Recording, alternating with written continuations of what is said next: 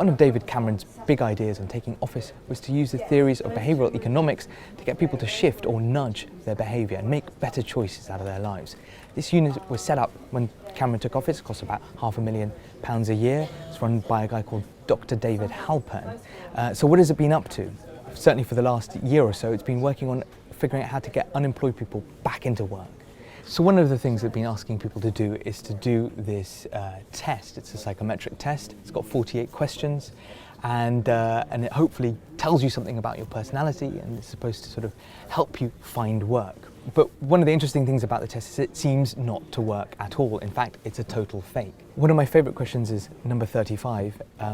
In the last month, I've been thrilled by excellence in music, art, drama, film, sports, science, or mathematics. 36, again, I've not created anything of beauty in the last year. The question is, what does it do? Well, it gives you a set of answers when you click through, and these are supposed to be my results here. We've got strength 1, curiosity, love of learning, critical thinking. The funny thing is, bloggers have realised if you just click through and answer very much like me all the way through, you get the same set of results as you would if you clicked very much unlike me. So in fact, they've got nothing to do with me. It just spits out a whole set of positive results regardless of what answers you give. So why is this a problem? Well, first of all, the DWP have been asking people to do these tests and telling them, of course, that this exercise, I'll quote here from a letter sent to one job seeker, this exercise has been scientifically shown to find people's strengths. Well, clearly that isn't true.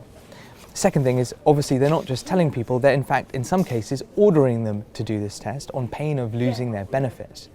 One job seeker we spoke to was given this letter, and it says that failure to comply with this direction, i.e. to do the test, may result in a loss of benefits. What have the DWP said about all of this? Well, interestingly, they haven't really denied or admitted that the test is a fake, i.e. it doesn't really do what it's supposed to do on the tin.